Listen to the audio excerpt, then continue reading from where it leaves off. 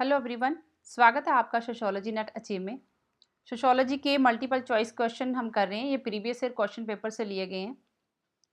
Question first है, KS. Singh के सर्वेक्षण प्रतिवेदन में भारत में कितने जनजातीय समुदायों को रेखांकित किया गया? How many tribal communities have been identified by K S. Singh in his survey report in India? जो के.एस. सिंह ने सर्वे रिपोर्ट दी उसमें कितनी तरह के ट्राइबल कम्युनिटीज़ को आइडेंटिफाई किया गया है? ऑप्शन दिया है 461, 497, 503, 507। आंसर 461। जो के.एस. सिंह है वो डायरेक्टर जनरल जनरल थे एंथ्रोपोलॉजिकल सर्वे ऑफ इंडिया में। जब पीपल ऑफ इंडिया का प्रोजेक्ट जो है वो पेश किया गया, पीपल ऑफ इंडिया जो प्रोजेक्ट है उस समय ये एंथ्रोपोलॉजिकल सर्वे ऑफ इंडिया के डायरेक्टर जनरल थे। तब उन्होंने आइडेंटिफाई किया 461 जो हैं वो ट्राइबल कम्युनिटीज़ हैं इंडिया में। नेक्स्ट क्वेश्चन है, किसके अनुसार भारत का समाजशास्त्र जो है वो स्थिर नहीं है? ये प्राचीन भारत से निकलता है, मध्यकालीन भारत से होता हुआ आधुनिक भारत तक पहुंचता है। According to whom is sociology of India not static, it emanates from ancient India, travels through medieval India and reaches modern India. Option दिया है M N Srinivas, D P Mukherjee, A R Desai, G S Ghurye. Answer D P Mukherjee. D P Mukherjee कहते हैं कि जो भारतीय जो समाजशास्त्र है वो प्राचीन से निकलता है, मध्यकालीन से होता हुआ आधुनिक भारत के बीच में उस पहुंचता है। तो ये इन्होंने परंपराओं का अध्ययन किया है। जो प्राचीन परंपराएं हैं और आधुनिक परंपराओं के बीच में जो द्वंद्व है उसका अध्ययन करते हैं। परंपराओं का ये उनमें बीच में जो गतिशीलता आई है उसके अध्ययन पे ध्यान देते हैं, इसलिए इन्होंने ये स्टेटमेंट दी है। नेक्स्ट क्वेश्चन है, एस.सी. दुबे की दृष्टि में निम्नलिखित में से कौन सा निर्धारक भारतीय ग्रामीण समुदायों की सामाजिक संरचना को आकार देने के लिए मुख्य नहीं है? एस.सी. दुबे की दृष्टि के अनुसार कौन सा निर्धारक जो है वो ग्रामीण समुदायों की संरचना है उसके लिए वो मुख्य नहीं है? Determinant is not major for shaping social structure of Indian village communities in the opinion of S C. Dube. Option दिया है नातेदारी kinship, religion, caste, territorial affinities. ये जो तीनों हैं ये एस.सी. दुबे के अनुसार हैं कि जो भारतीय ग्रामीण समुदाय है उसकी संरचना को आकार देते हैं, नातेदारी, रिलीजन, कास्ट। लेकिन जो नहीं है वो क्या है? क्षेत्रीय एफिनिटीज। आंसर इसका 4 था। इंडियन विलेज में इन्होंने लिखा है कि जो ग्रामीण सामाजिक संरचना है उसको निर्धारित करने वाले तत्व कौन से हैं? धर्म, जाति, नातेदारी, ये महत्वपूर्ण तत्व हैं। जो क्षेत्रीय लगाव होता है उसको उन्होंने आधार नहीं माना है, टर्शियल एफिनिटीज को नहीं माना है। निम्नलिखित में से कौन उन 3 महत्वपूर्ण लोगों का भाग नहीं जिनकी व्याख्या एम एन श्रीनिवास ने रिमेंबर्ड विलेज में की है? इनकी पुस्तक है रिमेंबर्ड विलेज, उसमें इन्होंने कहा कि वो उसका पार्ट नहीं है। द मोस्ट इम्पॉर्टेंट मैन उन्होंने डिफाइन किए हैं, बताए हैं, लेकिन वो उसका पार्ट नहीं है। ऑप्शन में दिया है द प्रेस्ट, द हेडमैन, कुलेगवाडा, नाडुगवाडा। ये तीनों ही एम एन श्रीनिवास ने रिमेंबर्ड विलेज में बताए हैं। जो नहीं है वो है द प्रेस्ट। पुजारी जो है वो इस रिमेंबर्ड विलेज जो इनकी पुस्तक है उसमें इनका वर्णन नहीं किया, इनके बारे में नहीं कहा है। जिनका इन्होंने जिक्र किया द हेडमैन, अकाउंटेंट और कूलेगोड़ा का जिक्र किया है रिमेंबर्ड विलेज में। जो रिमेंबर्ड विलेज इनकी पुस्तक है उसमें इनका जिक्र है। निम्न में से किस समाजशास्त्री को उनके आलोचकों ने मतवादी मार्क्सवादी कहा था? Who among the following sociologist was called a doctrinaire Marxist by his critics? Option दिया है M N Srinivas, A R Desai, Louis Dumont, D P Mukherjee. मतवादी मार्क्सवादी किसको कहा गया है उनके आलोचकों के द्वारा? ए आर देसाई को। ए आर देसाई भारत में कट्टर या मतवादी मार्क्सवादी समाजशास्त्री माने जाते हैं। उन्होंने भारत में राष्ट्रवाद, राज्य, ग्रामीण समाज का विश्लेषण किया है, जो कि उसका विश्लेषण करने के लिए उन्होंने मार्क्सवादी परिप्रेक्ष्य को, मार्क्सवादी जो उनके दृष्टिकोण है उसको अपनाया है।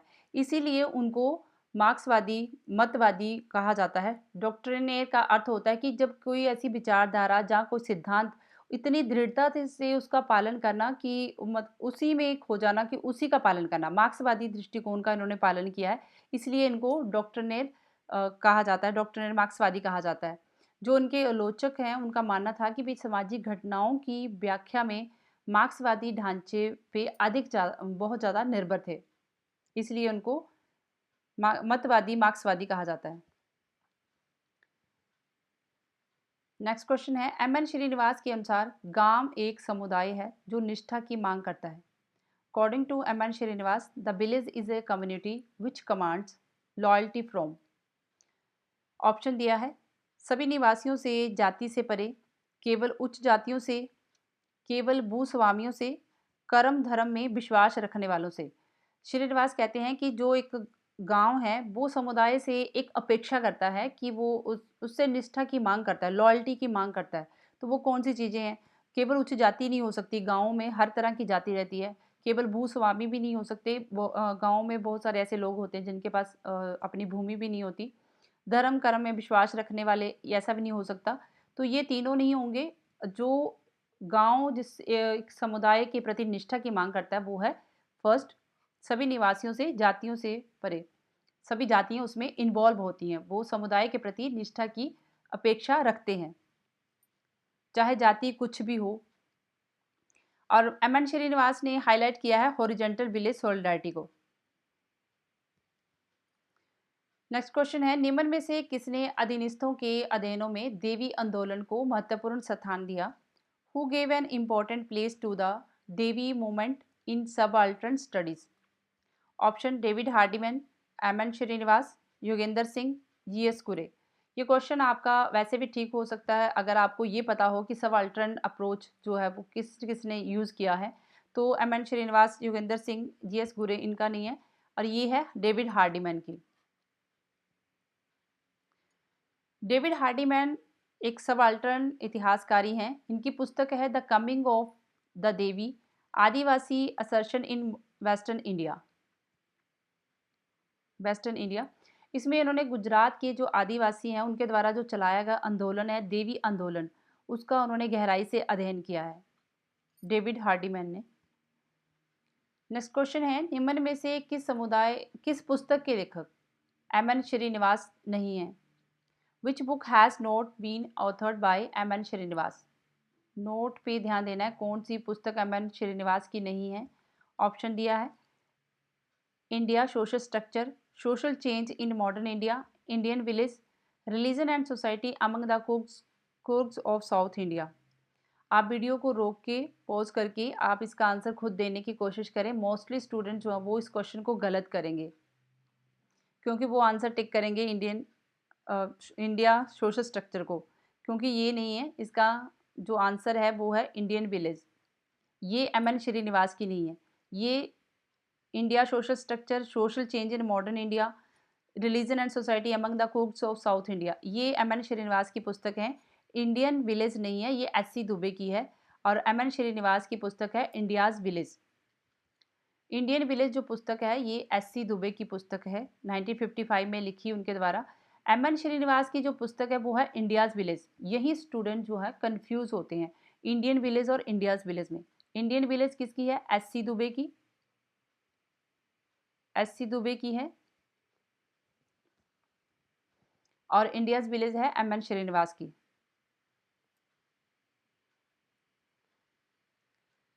नेक्स्ट क्वेश्चन है, किसने स्वयं को मार्क्सवादी के बजाय मार्क्सोलॉजिस्ट कहलाना पसंद किया और परंपरा आधुनिकता की द्वंद्वात्मक व्याख्या का प्रयास किया? जो परंपराएं हैं और आधुनिकता के बीच में जो द्वंद्व आता है, कन्फ्लिक्ट आता है, उसकी व्याख्या की है, उस व्याख्या करने का प्रयास किया है। Who prefer to call himself Marxologist rather than Marxist. Marxist कहलाने के बजाय अपने आप को मार्क्सोलॉजिस्ट कहलाना पसंद करते थे। और dialectical interpretation of tradition modernity encounter. Option है A R Desai, D P Mukherjee, David Hardiman, S C Dube. इस क्वेश्चन का आंसर आपको आ ही जाना चाहिए क्योंकि ये पीछे भी करवाया, डी पी मुखर्जी। वो परंपराएं जो भारतीय प्राचीन परंपराएं हैं और आधुनिकता, उनके बीच में जो द्वंद्व आया है उसकी व्याख्या करते हैं।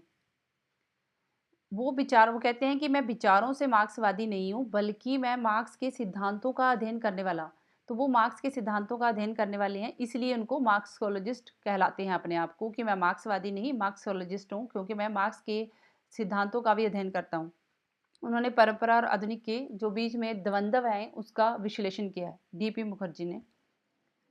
निम्नलिखित में से कौन सा अवयव आंतरिक प्रवसन उद्गम गंतव्य स्थल के अनुसार संबंध सही नहीं है?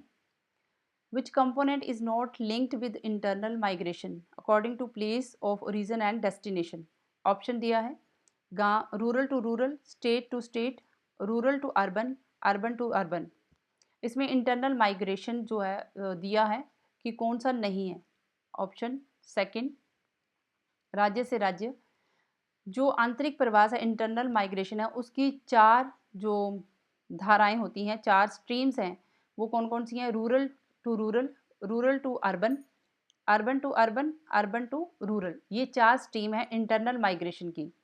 और जो स्टेट टू स्टेट है वो उसमें के बीच में बाउंड्री आ जाती है, बाउंड्री क्लासिफिकेशन आ जाता है, ये बाउंड्री बेस है, इसलिए ये इंटरनल माइग्रेशन नहीं है। इंटरनल माइग्रेशन में rural to rural, rural to urban, urban to urban, urban to rural आता है। Thank you for watching video. और नीचे डिस्क्रिप्शन में लिंक दिया है टेस्ट सीरीज़ का, टेस्ट सीरीज़ भी ज्वाइन करें। अपने आप को चेक जरूर करें कि आप कितना स्कोर कर पा रहे हो। एग्ज़ाम में जाने से पहले अपने आप को चेक करना बहुत ज़रूरी है। और वीडियो में आके यहाँ पे देखें कि मैंने एक्सप्लेनेशन भी बहुत सारी वीडियोस में करवाई हैं, सारी प्लेलिस्ट बनी है, उनको चेक करें। Thank you.